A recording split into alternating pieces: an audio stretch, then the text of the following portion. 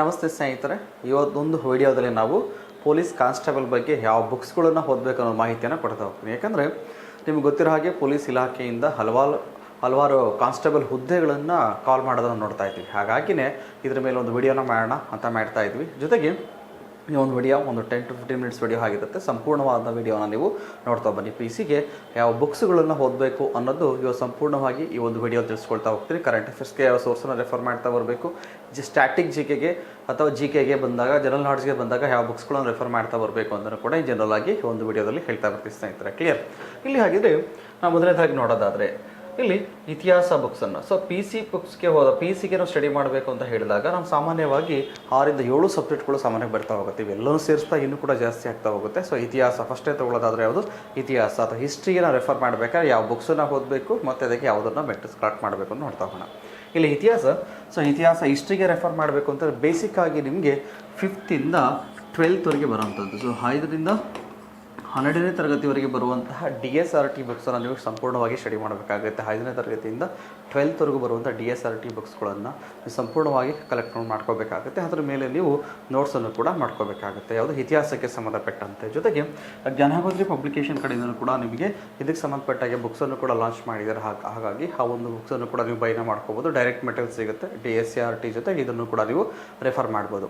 ಈ ಒಂದು ಇತಿಹಾಸವನ್ನು ನಾವು PC ಆಗ್ಬೋದು ಅಥವಾ ಬೇರೆ ಎಕ್ಸಾಮ್ಗಳು ಆಗ್ಬೋದು, ನಾವು 4 ಪಾರ್ಟ್ ಆಗಿ ಮಾಡ್ಕೊಳ್ತಾ ಬರ್ತೀವಿ. ಇತಿಹಾಸವನ್ನು 4 ಪಾರ್ಟ್ ಆಗಿ ಮಾಡ್ಕೊಳ್ತೀವಿ. ಮೊದಲನೇದು ಪ್ರಾಚೀನ ಭಾರತದ ಇತಿಹಾಸ ಅಥವಾ ಏನ್ಸಿಯಂಟ್ ಹಿಸ್ಟ್ರಿ ಅಂತ ಕರಿತಾ ಹೋಗ್ತೀವಿ. ಏನ್ಸಿಯಂಟ್ ಹಿಸ್ಟ್ರಿ ಅಥವಾ ಪ್ರಾಚೀನ ಭಾರತ ಇತಿಹಾಸವನ್ನು ಕರಿತಾ ಹೋಗ್ತೀವಿ. ಇದಕ್ಕೂ ಕೂಡ DSRT 5th ಇಂದ 12th ವರೆಗೆ ಸಾಕಾಗುತ್ತೆ. ಮತ್ತು ಇದೇ ಬುಕ್ಸಲ್ಲೂ ಕೂಡ ಅಷ್ಟು ಮಾಹಿತಿ ಕೂಡ ಸಿಗ್ತಾ ಹೋಗ್ತದೆ. ಜ್ಞಾನಗೋತ್ರಿ ಪಬ್ಲಿಕೇಶನ್ ಲಾಂಚ್ ಆಗಿರುವಂಥ ಪುಸ್ತಕದಿಂದ. ಇದರ ಜೊತೆಗೆ ಯಾವುದು ಮಿಡಿವಲ್ ಹಿಸ್ಟ್ರಿ ಕೇಳ್ತಾ ಹೋಗ್ತಾರೆ, ಮಧ್ಯಕಾಲೀನ ಭಾರತದ ಇತಿಹಾಸ. ಸೊ ಮಿಡಿವಲ್ ಹಿಸ್ಟ್ರಿ ಮತ್ತು ಒಂದು ಯಾವುದು ಆಧುನಿಕ ಭಾರತದ ಇತಿಹಾಸ ಅಥವಾ ಮಾಡರ್ನ್ ಹಿಸ್ಟ್ರಿಯಲ್ಲಿ ಬಂದಾಗ ಮ್ಯಾಕ್ಸಿಮಮ್ ಕ್ವಶನ್ಸ್ ಆಗೋದು ಕೂಡ ಜಾಸ್ತಿ ಇರ್ತಾ ಹೋಗುತ್ತೆ. ಜೊತೆಗೆ ಯಾವುದು ಕರ್ನಾಟಕ ಇತಿಹಾಸ ಇವೆಲ್ಲದಕ್ಕೂ ಕೂಡ ನೀವೇನು ಮಾಡ್ತಾ ಹೋಗ್ಬೋದು, DSRT 5th ಇಂದ 12th ವರೆಗೆ ಬರುವಂತಹ DSRT ಅಥವಾ ಸ್ಟೇಟ್ ಸಿಲೆಬಸನ್ನು ಸಂಪೂರ್ಣವಾಗಿ ರೆಫರೆನ್ಸ್ಗೆ ಇಟ್ಕೋಬೇಕಾಗುತ್ತೆ. ಜೊತೆಗೆ ಯಾವುದು ಜ್ಞಾನಗೋತ್ರಿ ಪಬ್ಲಿಕೇಶನ್ ಟೆಕ್ಸ್ಟ್ ಬುಕ್ಕನ್ನು ಕೂಡ ಬೈ ಮಾಡ್ಕೊಳ್ತಾ ಹೋದ್ರೆ ಸಂಪೂರ್ಣವಾದ ಮಾಹಿತಿ ಕೂಡ ಇಲ್ಲಿ ಸಿಗ್ತಾ ಹೋಗುತ್ತೆ. ನಿಮಗೆ ಒಂದು 18 ರಿಂದ 20 ಕ್ವಶನ್ಸ್ಗಳು ಈ ಒಂದು ಏರಿಯಾದಿಂದ PC ಗೆ ಬರ್ತಾ ಹೋಗ್ಬೋದು. ಹಾಗಾಗಿ ಇದು ಕೂಡ ನಿಮಗೆ ಹೆಲ್ಪ್ ಆಗ್ತಾ ಹೋಗುತ್ತೆ. ಇದು ಕಂಪಲ್ಸರಿ ಹಿಸ್ಟ್ರಿಗೆ ನೀವು ರೆಫರ್ ಮಾಡಲೇಬೇಕಾದಂಥ ಪುಸ್ತಕಗಳು. ನೆಕ್ಸ್ಟು ಭಾರತದ ಸಂವಿಧಾನ, ವೆರಿ ಇಂಪಾರ್ಟೆಂಟ್. ಇದು PC ಎಕ್ಸಾಮಲ್ಲೂ ಕೂಡ 17 ರಿಂದ 18 ಕ್ವಶನ್ಸ್ಗಳು ಸರ್ವೇಸಾಮಾನ್ಯವಾಗಿ ಬರ್ತಾ ಹೋಗುತ್ತೆ. ಹಾಗಾಗಿ ಭಾರತ ಸಂವಿಧಾನ ಬಗ್ಗೆಯೂ ಕೂಡ ನೀವು ಮಾಹಿತಿಯನ್ನು ತಿಳ್ಕೊಬೇಕಾಗುತ್ತೆ. ಭಾರತ ಸಂವಿಧಾನಕ್ಕೆ ಸಂಬಂಧಪಟ್ಟಂತೆ ಬಂದಾಗ ನಮಗೆ DSRT ಬುಕ್ಸ್ ಏನಿದೆ ಹೋಗುತ್ತೆ, ಸ್ಟೇಟ್ ಸಿಲೆಬಸ್ ಇರುತ್ತೆ. ಬೇಸಿಕ್ ಬುಕ್ಸಲ್ಲಿ ಇರುವಂಥ ಕಾನ್ಸ್ಟಿಟ್ಯೂಷನ್ ಪದಗಳನ್ನು ತಿಳ್ಕೊಬೋದಾಗುತ್ತೆ. ಅಪ್ ಟು 10th ಅಥವಾ PUC ಬುಕ್ಸನ್ನು ಕೂಡ ರೆಫರೆನ್ಸ್ಗೆ ಇಟ್ಕೋಬೋದು ಇದನ್ನು. ಇದರ ಜೊತೆಗೆ PS ಗಂಗಾಧರ್ ಸರ್ದು, ಸೊ PS ಗಂಗಾಧರ್ ಸರ್ದು ಕೂಡ PCPSI ಅಂತ ಒಂದು ಚಿಕ್ಕದಾದ ಬುಕ್ಸನ್ನು ಬಿಟ್ಟಿದ್ದಾರೆ. ನೀವು ಇದನ್ನು ರೆಫರೆನ್ಸ್ಗೆ ಇಟ್ಕೊಳ್ಳೋದು ಕೂಡ ತುಂಬ ಹೆಲ್ಪ್ ಆಗ್ತಾ ಹೋಗುತ್ತೆ. ಇದು ಕೂಡ ಕರೆಂಟ್ ಅಫೇರ್ಸ್ ಬೇಸ್ಡ್, ಪ್ರಚಲಿತ ಘಟನೆಗಳ ಬೇಸ್ಡ್ ನೀವು ಓದ್ತಾ ಹೋದ್ರೆ ಇದು ಹೆಲ್ಪ್ ಆಗ್ತಾ ಬರುತ್ತೆ ನಿಮಗೆ. ಅದು ಭಾರತ ಸಂವಿಧಾನ ಕೂಡ 16 ಅಥವಾ 17 ಕ್ವಶನ್ಸ್ಗಳಲ್ಲಿ ಬರೋ ಸಾಧ್ಯತೆ ಇರ್ತಾ ಹೋಗುತ್ತೆ. ನೀವು ಎಕ್ಸಾಮ್ ಹತ್ರ ಬರ್ತಿದ್ದಾಗಲೇ ಒಂದೊಂದು ಸಬ್ಜೆಕ್ಟಲ್ಲೂ ಕೂಡ ವೆರಿ ಇಂಪಾರ್ಟೆಂಟ್ ಆಗ್ತಾ ಬರುತ್ತೆ. ಇವೆಲ್ಲವೂ ಕೂಡ ಡಿಸ್ಕಸ್ ಮಾಡ್ತಾ ಬರ್ತೀವಿ. PC ಗೆ ಸಂಬಂಧಪಟ್ಟಂತೆ ಇಲ್ಲಿ PCPSI ಅಂತಲೇ ಭಾರತ ಸಂವಿಧಾನ ಅಂತ ಬುಕ್ಸನ್ನು PS ಗಂಗಾಧರ್ ಬರೆದಿದ್ದಾರೆ. ಆ ಒಂದು ಬುಕ್ಸನ್ನು ಕೂಡ ನೀವು ಇಲ್ಲಿ ಬೈ ಮಾಡ್ಕೋಬೋದು. ಭಾರತ ಸಂವಿಧಾನಕ್ಕೆ ಸಂಬಂಧಪಟ್ಟಂತೆ ಭೂಗೋಳಶಾಸ್ತ್ರ ಅಥವಾ ಜಿಯೋಗ್ರಫಿ, ಸೊ ಭೂಗೋಳಶಾಸ್ತ್ರಕ್ಕೆ ಸಂಬಂಧಪಟ್ಟಂತೆ ವೆರಿ ಇಂಪಾರ್ಟೆಂಟ್ ಇಲ್ಲಿ ನೋಡೋದು. ಸೊ ರೀಸೆಂಟ್ ಡೇಸಲ್ಲಿ ಕ್ವಶನ್ಸ್ಗಳು ಜಾಸ್ತಿ ಆಗ್ತೇವೆ. ನೀವು ಕಂಪಲ್ಸರಿ ಬೈ ಮಾಡಬೇಕಾಗಿರೋದು ಯಾವುದು, DSCRT ಬುಕ್ಸನ್ನು ನೀವು ಕಂಪಲ್ಸರಿ ರಿಫರ್ ಮಾಡಬೇಕಾಗುತ್ತೆ. DSCRT ಬುಕ್ಸನ್ನು ಸ್ಟೇಟ್ ಸಿಲೆಬಸ್ ಬುಕ್ಸ್ ಏನಿದೆ 5th ಇಂದ 12th ವರೆಗೆ, 5ನೇ ತರಗತಿಯಿಂದ 12th ವರೆಗೂ ಕೂಡ ಸಂಪೂರ್ಣವಾಗಿ DSRT ಬುಕ್ಸ್ಗಳನ್ನು ಬೈ ಮಾಡ್ಕೋಬೇಕಾಗುತ್ತೆ. ಅದ್ರ ಜೊತೆಗೆ ಯಾವುದಾದ್ರೂ ಒಂದು ಬುಕ್ಸ್ ರೆಡಿಮೇಡ್ ಬುಕ್ಸ್ ಡೈರೆಕ್ಟಾಗಿ ಇರೋದು ಬೇಕು ಅಂದರೆ Dr. KM ಸುರೇಶ್ ಅವ್ರ ಬುಕ್ಸಲ್ಲಿ ಮಾರ್ಕೆಟಲ್ಲಿ ಅವೈಲೇಬಲ್ ಇರೋದನ್ನು ನೀವು ಆಲ್ರೆಡಿ ಬೈ ಮಾಡ್ಕೋಬೋದು. ಯಾವುದು ಅಪ್ಡೇಟ್ ಆಗಿರುತ್ತೆ 22 ಇವಾಗೇನು ಎಡಿಷನ್ ಬರ್ತಾ ಇದೆ, ಆ ಒಂದು ಅಪ್ಡೇಟ್ ಎಡಿಷನ್ ತೊಗೊಂಡ್ರೆ ನಿಮಗೆ ತುಂಬ ಹೆಲ್ಪ್ ಆಗ್ತಾ ಬರುತ್ತೆ. ಒಂದು ಅಪ್ ಟು DSCRT ಬುಕ್ಸನ್ನು ಕವರ್ ಮಾಡಬೇಕು. ಈ ಒಂದು ಭೂಗೋಳಶಾಸ್ತ್ರವನ್ನು 4 ಪಾರ್ಟ್ ಮಾಡ್ಕೊಳ್ತೀವಿ ಇಲ್ಲೂ ಕೂಡ. ಸೊ ರೀಸೆಂಟ್ ಡೇಸಲ್ಲಿ ಎಲ್ಲ ಜಿಯೋಗ್ರಫಿಂದ್ರೂ ಕೂಡ ಕ್ವಶನ್ಸ್ ಆಗೋದು ನೋಡ್ತಾ ಹೋಗ್ತೀವಿ. ಇಲ್ಲಿ ಬಂದಾಗ ಯಾವುದು physical geography, so physical geography ಅಥವಾ ಪ್ರಾಕೃತಿಕ ಭೂಗೋಳಶಾಸ್ತ್ರ, ಇದರಿಂದಲೂ ಕೂಡ ನಿಮಗೆ 2 ಅಥವಾ 3 ಅಥವಾ 4 ಕ್ವಶನ್ಸ್ಗಳು ಕೂಡ ಆಗೋ ಸಾಧ್ಯತೆಗಳು ಇರ್ತಾ ಹೋಗುತ್ತೆ. ಇದರ ಜೊತೆಗೆ ಇದು ವರ್ಲ್ಡ್ ಜಿಯೋಗ್ರಫಿ, ಕೆಲವೊಂದು ವರ್ಲ್ಡ್ ಜಿಯೋಗ್ರಫಿ ಮೇಲೆ ಕೂಡ 2 ಅಥವಾ 3 ಕ್ವಶನ್ಸ್ಗಳು ಬರ್ತಾ ಹೋಗುತ್ತೆ. ನೆಕ್ಸ್ಟ್ ಇಂಡಿಯನ್ ಜಿಯೋಗ್ರಫಿ, ಪ್ರಪಂಚದ ಭೂಗೋಳಶಾಸ್ತ್ರ. ನೆಕ್ಸ್ಟ್ ಅದು ಇಂಡಿಯನ್ ಜಿಯೋಗ್ರಫಿ, ಭಾರತದ ಭೂಗೋಳಶಾಸ್ತ್ರ. ಭಾರತದ ಭೂಗೋಳಶಾಸ್ತ್ರದಲ್ಲಿ 6 ಅಥವಾ 8 ಕ್ವಶನ್ಸ್ಗಳು ಸರ್ವೇ ಸಾಮಾನ್ಯವಾಗಿ ಬರ್ತಾ ಹೋಗುತ್ತೆ. ಇಂಡಿಯನ್ ಜಿಯೋಗ್ರಫಿ ಜಾಸ್ತಿ ಕ್ವಶನ್ಸ್ ಬರೋದನ್ನು ನೋಡ್ತಾ ಹೋಗ್ತೀವಿ ಇಲ್ಲಿ, ಹೌದಲ್ಲ, ಭಾರತದ ಭೂಗೋಳಶಾಸ್ತ್ರದಲ್ಲಿ. ನೆಕ್ಸ್ಟ್ ಯಾವುದು, ಕರ್ನಾಟಕ ಜಿಯೋಗ್ರಫಿ. ಕರ್ನಾಟಕದ ಭೂಗೋಳಶಾಸ್ತ್ರದಲ್ಲಿ ನಿಮಗೆ 4 ಕ್ವಶನ್ಸ್ ಮಿನಿಮಮ್ ಬರ್ತಾ ಹೋಗುತ್ತೆ. ಅಂದರೆ ಅಗ್ರಿಗೇಟ್ ನಿಮಗೆ ಒಂದು 14ರಿಂದ 18 ಕ್ವಶನ್ಸ್ ಅಥವಾ 16 ಕ್ವಶನ್ಸ್ಗಳು ಸಾಮಾನ್ಯವಾಗಿ ಈ ಜಿಯೋಗ್ರಫಿ ಪಾರ್ಟಿಂದ ಬರ್ತಾ ಹೋಗ್ಬೋದು. ಇದಕ್ಕೆ ನೀವು 5th ಇಂದ 12th ವರೆಗೂ ಬರುವಂತಹ ಜಿಯೋಗ್ರಫಿ ಬುಕ್ಸ್ಗಳನ್ನ ಕಲೆಕ್ಟ್ ಮಾಡಿ ಬೇಸಿಕ್ಕಾಗಿ ಅದನ್ನು ಕವರ್ ಮಾಡಬೇಕಾಗುತ್ತೆ. ಅದರ ಜೊತೆಗೆ ಯಾವುದು KM ಸುರೇಶ್ ಬುಕ್ಸ್ ನೀವು ಬೈ ಮಾಡ್ಕೋಬೋದು. ಅದು ಕೂಡ ನಿಮ್ಗೆ ಹೆಲ್ಪ್ ಆಗ್ತಾ ಬರುತ್ತೆ. ಕ್ಲಿಯರ್. ಇದ್ರ ಜೊತೆಗೆ ಕರೆಂಟ್ ಅಫೇರ್ಸ್ ಬೇಸ್ಡ್ ಜಿಯೋಗ್ರಫಿನ ಓದೋದ್ರಿಂದ ನಿಮ್ಗೆ ಹೆಲ್ಪ್ ಆಗ್ತಾ ಬರುತ್ತೆ. ಇದಕ್ಕೆ ಹೇಗೆ ಓದಬೇಕು, ಏನು ಮುಂದಿನ ದಿನಗಳು ವೀಡಿಯೋಗಳನ್ನ ಇದಕ್ಕೆ ಮಾಡ್ತಾ ಬರ್ತೀವಿ. ಸೊ ಅಟ್ಲೀಸ್ಟ್ ಇಷ್ಟು 2 ಬುಕ್ಸನ್ನು ಕೂಡ ನೀವು ಕಲೆಕ್ಟ್ ಮಾಡಿಕೊಟ್ರೆ ಸಾಕಾಗುತ್ತೆ. ನೆಕ್ಸ್ಟ್ ವಿಜ್ಞಾನ, ಸೈನ್ಸ್ಗೆ ಸಂಬಂಧಪಟ್ಟಂತೆ ವೆರಿ ಇಂಪಾರ್ಟೆಂಟಲ್ಲಿ ಸೈನ್ಸ್ಗೆ ಸಂಬಂಧಪಟ್ಟಂತೆ. ಸೊ ಸೈನ್ಸ್ಗೆ ಸಂಬಂಧಪಟ್ಟಂತೆ 5th ಇಂದ 10th ವರೆಗೆ, 5th to 10th, 5ನೇ ತರಗತಿಯಿಂದ 10ನೇ ತರಗತಿವರೆಗೆ ಬರುವಂತಹ DSRT ಬುಕ್ಸ್ಗಳನ್ನು, ಸೈನ್ಸ್ ಬುಕ್ಸ್ಗಳನ್ನು ನೀವು ಕನ್ನಡ ಅಥವಾ ಇಂಗ್ಲೀಷ್ ಮಾಧ್ಯಮದ ಬುಕ್ಸ್ಗಳನ್ನು ಬೈ ಮಾಡ್ಕೋಬೋದು. ಅದರ ಜೊತೆಗೆ ರವಿ ಅವರು ಒಂದು ಬುಕ್ಸನ್ನು, ರವಿ HN ಅವರು ಒಂದು ಬುಕ್ಸನ್ನು ಬರೆದಿದ್ದಾರೆ, 4G ಸೈನ್ಸ್ ಅಂತ ಹೇಳಿ. ಬಹುತೇಕ ಕ್ವಶನ್ಸ್ಗಳು ಈ ಬುಕ್ಸಿಂದ ರಿಪೀಟ್ ಆಗ್ತಾ ಇರ್ತಾ ಹೋಗುತ್ತೆ ಸೈನ್ಸ್ ಸಂಬಂಧಪಟ್ಟಾಗೆ ಮತ್ತು PC ಎಕ್ಸಾಮ್ಗಳಲ್ಲಿ, PS ಎಕ್ಸಾಮ್ಗಳಲ್ಲಿ. ಹಾಗಾಗಿ ಈ ಒಂದು 4G ಸೈನ್ಸ್ ಅನ್ನೋ ಬುಕ್ಸನ್ನು ತಗೊಂಡು ಅಂತಂದರೆ ಮ್ಯಾಕ್ಸಿಮಮ್ ನಿಮ್ಗೆ ಹೆಲ್ಪ್ ಆಗ್ತಾ ಬರುತ್ತೆ. ಅದ್ರ ಜೊತೆಗೆ DSRT ಬುಕ್ಸನ್ನು ಕೂಡ ರೆಫರೆನ್ಸ್ಗೆ ನೀವು ಇಡ್ತಾ ಇರ್ಬೋದು. ಇದು ಕೂಡ ಇಂಪಾರ್ಟೆಂಟ್ ಆಗ್ತಾ ಬರುತ್ತೆ. ಸೊ ಸೈನ್ಸ್ ಕೂಡ ನಿಮಗೆ ನಿಯರ್ಲಿ ಒಂದು 18 ಅಥವಾ 20 ಕ್ವಶನ್ಸ್ ಕೂಡ ಬರೋ ಸಾಧ್ಯತೆ ಇರ್ತಾ ಹೋಗುತ್ತೆ. ಇದು ಕೂಡ ವೆರಿ ಇಂಪಾರ್ಟೆಂಟ್ ಆಗಿರುವಂತಹ ಪಾರ್ಟ್ ಇದು ಸೈನ್ಸ್. ಜೊತೆಗೆ ಸಾಮಾನ್ಯ ಅರ್ಥಶಾಸ್ತ್ರ. ಸಾಮಾನ್ಯ ಅರ್ಥಶಾಸ್ತ್ರದಲ್ಲಿ ಬಂದಾಗ ಯಾವ್ದು ಬೇಕು ಬೇಡ ಅನ್ನೋದು ನೆಕ್ಸ್ಟ್ ವಿಡಿಯೋದಲ್ಲಿ ಮಾಡ್ತಾ ಹೋಗ್ತೀವಿ. ಇದಕ್ಕೆ ಡೈರೆಕ್ಟ್ ರೆಡಿಮೇಡ್ ಬುಕ್ಸ್ಗೆ ಹೋಗ್ಬಿಡಿ.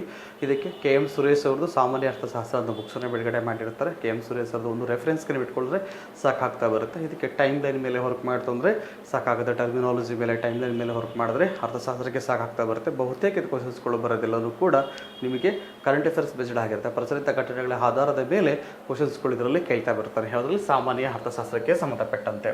ನೆಕ್ಸ್ಟ್ ಬಂದಾಗ ನಿಮಗೆ ಅದು ಮಾನಸಿಕ ಸಾಮರ್ಥ್ಯ. ನಿಮಗೆ ಕೆಲವೊಂದು ಎಕ್ಸಾಮಲ್ಲಿ 14, ಕೆಲವೊಂದು ಎಕ್ಸಾಮಲ್ಲಿ 15, 16 ಕ್ವಶನ್ಸ್ಗಳು ಕೇಳ್ತಾ ಇರ್ತಾರೆ ಮಾನಸಿಕ ಸಾಮರ್ಥ್ಯ ಬಗ್ಗೆಯೂ ಕೂಡ. ಸೊ ಹಾಗಾಗಿ ಇದುವರೆಗೂ ಆಗಿರುವಂಥ PC ಅಥವಾ PSI ಎಕ್ಸಾಮಲ್ಲಿ ಕೇಳುವಂತಹ ಎಲ್ಲ ಕ್ವಶನ್ ಪೇಪರ್ಗಳನ್ನು ಕೂಡ ನೀವು ಸಾಲ್ವ್ ಮಾಡಿ ಅಲ್ಲಿ ಬರುವಂಥದ್ದು ಎಲ್ಲದೂ ಕೂಡ ಚಾಪ್ಟರ್ ವೈಸ್ ಸಾಲ್ವ್ ಮಾಡ್ಕೋಬೇಕಾಗುತ್ತೆ. ಪ್ರೀವಿಯಸ್ ಇಯರ್ ಕ್ವಶನ್ ಪೇಪರನ್ನು ಬೈ ಮಾಡ್ಕೋಬೇಕಾಗುತ್ತೆ. ಅದರ ಜೊತೆಗೆ ಅದು ಮಂಜುನಾಥ್ ಭಾಡ್ಗೆ ಅಂತ ಒಂದು ಬುಕ್ ಸಿಗ್ತಾ ಹೋಗುತ್ತೆ ನಿಮಗೆ, ಮಾನಸಿಕ ಸಾಮರ್ಥ್ಯ. ಕನ್ನಡ ಮತ್ತು ಇಂಗ್ಲೀಷ್ ಮಾಧ್ಯಮದಲ್ಲೂ ಕೂಡ ಸಿಗ್ತಾ ಹೋಗುತ್ತೆ. ಇದೊಂದು ಕೂಡ ಬೈ ಮಾಡಿಕೊಂಡ್ರು ಕೂಡ ಸಾಕಾಗ್ತಾ ಬರುತ್ತೆ ನಿಮಗೆ. ಇದ್ರ ಜೊತೆಗೆ previous year question paper compulsory work ಮಾಡಬೇಕು. ಬೇಸಿಕ್, ತುಂಬ ಡೆಪ್ತ್ ಆಗಿ ಬೇಕಾಗಲ್ಲ ನಿಮಗೆ, ಬೇಸಿಕ್ ವರ್ಕ್ ಮಾಡಿದ್ರೆ ಕೂಡ ಸಾಕಾಗ್ತಾ ಬರುತ್ತೆ. ಕೂಡ ನಿಮಗೆ ಮಾನಸಿಕ ಸಾಮರ್ಥ್ಯಕ್ಕೆ ಸಂಬಂಧಪಟ್ಟಂತೆ. ಇನ್ನು GKಗೆ ಸಂಬಂಧಪಟ್ಟಂತೆ. ಸೊ GKಗೆ ಸಂಬಂಧಪಟ್ಟಂತೆ ಯಾವ್ಯಾವುದ್ರೂ ವರ್ಕ್ ಮಾಡಬೇಕು. ಇಲ್ಲಿ ಮಿಲೇನಿಯಂ ಸಾಮಾನ್ಯ ಅಧ್ಯಯನ ಅಂತ ಒಂದು ಪುಸ್ತಕ ಸಿಗುತ್ತೆ, 22 ನೆಕ್ಸ್ಟ್ ರಿಲೀಸ್ ಆಗ್ತಾ ಇದೆ. ಸ್ವಪ್ನ ಪಬ್ಲಿಕೇಶನಲ್ಲಿ HRK ಅವರು ಬರೆದಿರುವಂಥ ಪುಸ್ತಕ. ಅದು ಸಂಪೂರ್ಣವಾದ ಮಾಹಿತಿ ಸಿಗ್ತಾ ಹೋಗುತ್ತೆ ನಿಮಗೆ, ಎಲ್ಲ ಸಬ್ಜೆಕ್ಟ್ ಮಾಹಿತಿನೂ ಕೂಡ ಸಿಗ್ತಾ ಹೋಗುತ್ತೆ. ಸ್ಟ್ಯಾಟಿಕ್ GKನೂ ಕೂಡ ಕವರ್ ಮಾಡ್ತಾ ಹೋಗುತ್ತೆ. ಇದ್ರ ಜೊತೆಗೆ ಜ್ಞಾನಗೂತ್ರಿ ಅವರಲ್ಲಿ ಸಿಗುವಂತಹ ಸ್ಟ್ಯಾಟಿಕ್ GK ನೋಟ್ಸ್ ಇರುತ್ತೆ. ಇದು ಕೂಡ ಮ್ಯಾಕ್ಸಿಮಮ್ ನಿಮಗೆ ಅಪ್ಡೇಟೆಡ್ ಆಗಿರ್ತಾ ಹೋಗುತ್ತೆ. ಇದು ಕೂಡ ನಿಮ್ಗೆ ಹೆಲ್ಪ್ ಆಗ್ತಾ ಬರುತ್ತೆ. PCಗೆ ಸಂಬಂಧಪಟ್ಟಂತೆ ತುಂಬ ಹೆಲ್ಪ್ ಆಗ್ತಾ ಬರುತ್ತೆ. ಇದು ಕೂಡ ಇಷ್ಟನ್ನು ಕವರ್ ಮಾಡಿದ್ರೆ GK ಅಥವಾ ಜನರಲ್ ನಾಲೆಡ್ಜನ್ನು ಕೂಡ ನೀವು ಇಲ್ಲಿ ಕವರ್ ಮಾಡೋದು ಆಗ್ತಾ ಹೋಗುತ್ತೆ. ಕಂಪಲ್ಸರಿ ಇದನ್ನು ನೀವು ವರ್ಕ್ ಮಾಡಬೇಕಾಗುತ್ತೆ. ಮಿಲೇನಿಯಮ್ನ ತೊಗೋಬೇಕಾದಾಗ ನಿಮಗೆ ರೀಸೆಂಟ್ ಅಪ್ಡೇಟ್ ಆಗಿರುವಂಥ 2022 ಪಬ್ಲಿಕೇಶನ್ ಬರುವಂಥ ಬುಕ್ಸನ್ನು ನೀವು ಬೈನ ಮಾಡ್ಕೊಳ್ಳಿ. ಹಾಗಾಗಿ ನಿಮಗೆ ಹೆಲ್ಪ್ ಆಗ್ತಾ ಬರುತ್ತೆ. ಇದ್ರ ಜೊತೆಗೆ ನೋಡೋದಾದರೆ ಪ್ರಚಲಿತ ಘಟನೆಗಳು, ರೀಸೆಂಟ್ ಡೇಸಲ್ಲಿ ಕ್ವಶನ್ಸ್ಗಳು ಜಾಸ್ತಿ ಇರೋದನ್ನು ನೋಡ್ತಾ ಇದ್ದೀವಿ. ಇಲ್ಲಿ ಪ್ರಚಲಿತ ಘಟನೆಗಳಿಗೆ ಸಂಬಂಧಪಟ್ಟಂತೆ ಪ್ರತಿದಿನ ಜ್ಞಾನಗೂತ್ರಿ ವೆಬ್ಸೈಟ್ಗೆ ನೀವು ಹೋಗೋದಾದರೆ ಅಥವಾ ಜ್ಞಾನಗೂತ್ರಿ JG ಆನ್ಲೈನ್ ಆ್ಯಪನ್ನು ನೀವು ಡೌನ್ಲೋಡ್ ಮಾಡ್ಕೊಳ್ಳೋದಾದರೆ ಅದರಲ್ಲಿ ಕನ್ನಡ ಮತ್ತು ಇಂಗ್ಲೀಷ್ ಮಾಧ್ಯಮದಲ್ಲಿ ನಿಮಗೆ ಪ್ರತಿದಿನ ಪ್ರಚಲಿತ ಘಟನೆಗಳನ್ನು ಕೊಡ್ತಾ ಬರ್ತೀವಿ ನಾವುಗಳು. ಸೊ ಆ ಒಂದು ಭಾಗದಲ್ಲಿ ನೀವು ಹೋದಾಗ ಸೊ www.isjnana.com ವೆಬ್ಸೈಟ್ಗೆ ಹೋಗ್ಬೋದು ಅಥವಾ JG ಆನ್ಲೈನ್ ಕ್ಲಾಸನ್ನು ಆ್ಯಪ್ನ ಡೌನ್ಲೋಡ್ ಮಾಡಿಕೊಂಡು ಕೂಡ ನಿಮಗೆ ಕರೆಂಟ್ ಅಫೇರ್ಸ್ ಫ್ರೀಯಾಗಿ ಸಿಗ್ತಾ ಹೋಗುತ್ತೆ. ಎವ್ರಿಡೇ ವರ್ಕನ್ನು ಮಾಡ್ತಾ ಹೋಗೋದು. PC ಎಕ್ಸಾಮ್ಗಳಿಗೆಲ್ಲ ತುಂಬ ಹೆಲ್ಪ್ ಆಗ್ತಾ ಬರುತ್ತೆ. ಅದ್ರ ಜೊತೆಗೆ NCC ಕಾಂಪಿಟೇಟಿವ್ ಹಬ್ ಅನ್ನೋ ಒಂದು ಟೆಲಿಗ್ರಾಮ್ ಚಾನಲ್ ಕೂಡ ಇದೆ. NCC ಕಾಂಪಿಟೇಟಿವ್ ಹಬ್ ಅನ್ನೋ ಟೆಲಿಗ್ರಾಮ್ ಚಾನಲ್, ಅದರಲ್ಲೂ ಕೂಡ ಈಗ ಪ್ರತಿದಿನ ಕರೆಂಟ್ ಅಫೇರ್ಸ್ಗಳನ್ನು ಕೊಡ್ತಾ ಬರ್ತಾರೆ. ಇದರ ಜೊತೆಗೆ ಎರಡರಲ್ಲೂ ಕೂಡ ಯಾವುದು ISKR ಆಗ್ಬೋದು, NCC ಕಾಂಪಿಟೇಟಿವ್ ಹಬ್ ಆಗ್ಬೋದು, ಎರಡರಲ್ಲೂ ಕೂಡ ಮಂತ್ಲಿ ಕಂಪೈಲೇಷನ್ ಕೂಡ ಸಿಗ್ತಾ ಹೋಗುತ್ತೆ. ಅಂದರೆ ಪ್ರತಿ ತಿಂಗಳು ಕೂಡ ನಿಮಗೆ ಬರುವಂಥದ್ದು ಕಂಪೈಲೇಷನ್ ಇರ್ತಾ ಹೋಗುತ್ತೆ. ಒಂದು ಮ್ಯಾಗ್ಝಿನ್ ರೀತಿಯಲ್ಲಿ ಸಿಗ್ತಾ ಹೋಗುತ್ತೆ. ನೀವು ಪ್ರಿಂಟ್ಔಟನ್ನು ಕೂಡ ನೀವು ಅದನ್ನು ತೊಗೊಳ್ತಾ ಹೋಗ್ಬೋದು. ಸೊ PC ಎಕ್ಸಾಮ್ಗೆ ಮ್ಯಾಕ್ಸಿಮಮ್ ಕ್ವಶನ್ಸ್ಗಳು ಕೂಡ ಇದೇ ರೀತಿಯೂ ಕೂಡ ಬರೋ ಸಾಧ್ಯತೆಯೂ ಕೂಡ ಇರ್ತಾ ಹೋಗುತ್ತೆ.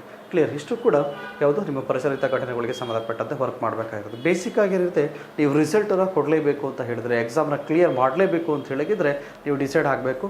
ಮಿನಿಮಮ್ ಸೋರ್ಸ್ನ ಕಲೆಕ್ಟ್ ಮಾಡ್ಕೊಳ್ಳಿ. ಮ್ಯಾಕ್ಸಿಮಮ್ ರಿವಿಷನ್ ಅಥವಾ ರೀಕಾಲ್ ಬಗ್ಗೆ ಫೋಕಸ್ ಮಾಡ್ತಾ ಬನ್ನಿ. ಹೌದಲ್ಲ, ಒಂದು 6 ತಿಂಗಳು ಪ್ಲ್ಯಾನ್ ಮಾಡ್ಕೊತಾರೆ, ಒಂದು 4ರಿಂದ 6 ತಿಂಗಳು ಕೂತ್ಕೊಂಡ್ಬಿಟ್ರು ಅಂದರೂ ಕೂಡ ಆರಾಮ್ಸೆ PC ಎಕ್ಸಾಮ್ನ ನೀವು ಕ್ಲಿಯರ್ ಮಾಡ್ಕೋಬೋದು. ಇಲ್ಲಿ ಗೆಲ್ಲಬೇಕು ಹೊರತು ಇಲ್ಲಿ ಬರೋರೆಲ್ಲ ಕೂಡ ಗೆಲ್ಲಕ್ಕೆ ಬರೋದು. ಹೌದಲ್ಲ, ಎಲ್ಲರದ್ದು ಕೂಡ ಕಾಂಪಿಟೇಷನ್ ಇರುತ್ತೆ. ಅದರಲ್ಲೂ ಕೂಡ ರೀಸೆಂಟಾಗಿ PC ಎಕ್ಸಾಮ್ಗಳು ನೋಟಿಫಿಕೇಶನ್ ಜಾಸ್ತಿ ಆಗೋ ಸಾಧ್ಯತೆಯೂ ಕೂಡ ಇದೆ. ಅದೇ ರೀತಿ ಕಾಂಪಿಟೇಷನು ಕೂಡ ಇದೆ ಮಾರ್ಕೆಟಲ್ಲಿ.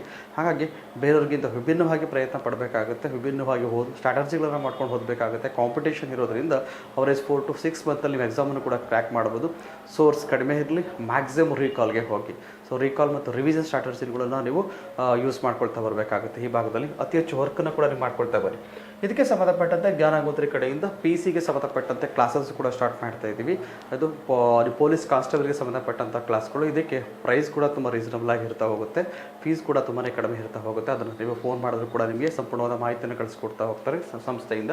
ಇದು ಜನವರಿ 10ನೇ ತಾರೀಕಿನಿಂದ ಜನವರಿ 10, 2022ರಿಂದ PC ಬ್ಯಾಚಸ್ ಸ್ಟಾರ್ಟ್ ಆಗ್ತದೆ ಜ್ಞಾನಗೋತ್ರಿಯಲ್ಲಿ. ನಿಮಗೆ ಇದರಲ್ಲಿ ಬಂದಾಗ ಕೆಲವೊಂದು ಇಂಪಾರ್ಟೆಂಟ್ ನೋಟ್ಸ್ಗಳನ್ನು ಕೂಡ ಪ್ರೊವೈಡ್ ಮಾಡ್ತಾ ಬರ್ತಾರೆ. ನಿಮಗೆ ಕ್ಲಾಸಸ್ ಕೂಡ ಇರ್ತಾ ಹೋಗುತ್ತೆ ಮತ್ತು ಎಕ್ಸಾಮ್ನ ಕ್ಲಿಯರ್ ಮಾಡಲಿಕ್ಕೆ ಮೆಂಟ್ರಿಂಗ್ ಕೂಡ, ನಿಮಗೆ ಪರ್ಸನಲ್ ಮೆಂಟ್ರಿಂಗ್ ಕೂಡ ಸಿಗ್ತಾ ಹೋಗುತ್ತೆ. ನಿಮಗೆ 3 hours ಎವ್ರಿ ಡೇ ಕ್ಲಾಸಸ್ ಕೂಡ ಇರ್ತಾ ಹೋಗುತ್ತೆ. ಒಂದು 90 ಡೇಸ್ವರೆಗೂ ಕೂಡ ಪ್ರೋಗ್ರಾಮ್ ಇರುವಂಥದ್ದು.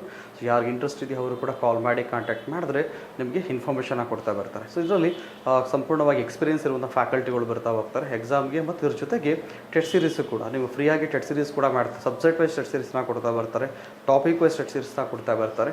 ಅದ್ರ ಜೊತೆಗೆ ಕಾಂಪ್ರಹೆನ್ಸಿವ್ ಟೆಸ್ಟು ಕೂಡ ಕೊಡ್ತಾ ಬರ್ತಾರೆ. ಅಂತೇಳಿದ್ರೆ ನೀವು ಕ್ಲಾಸ್ ಜೊತೆಗೆ ಟೆಸ್ಟನ್ನು ಕೂಡ ಕೊಡೋಬಾರ್ದು, ನೀವು ಇಲ್ಲಿ ಪ್ರಾಕ್ಟೀಸನ್ನು ಮಾಡ್ತಾ ಬರ್ಬೋದು. ಸೊ ಅಂದರೆ ನಿಮಗೆ ಅವ್ರ ಎಕ್ಸಾಮ್ನ ಕ್ರ್ಯಾಕ್ ಮಾಡಲೇಬೇಕು ಅಂತ ಡಿಸೈಡ್ ಆಯಿತು ಅಂತ ಹೇಳಿದ್ರೆ ನೀವು ಟೆಟ್ ಸೀರೀಸು ಕೂಡ ಅಷ್ಟೇ ಇಂಪಾರ್ಟೆಂಟ್. ಆ ಟೆಟ್ ಸೀರೀಸ್ ಕೊಡೋದ್ರ ಮುಖಾಂತರ ಕ್ಲಾಸನ್ನು ಕೂಡ ಕೊಡ್ತಾ ಇರ್ತೀವಿ. So ಜ್ಞಾನಗೋತ್ರಿಯಲ್ಲಿ clear.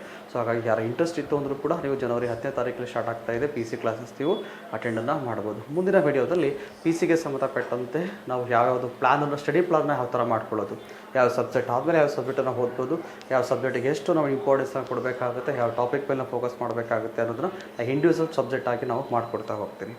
Clear. Thank you.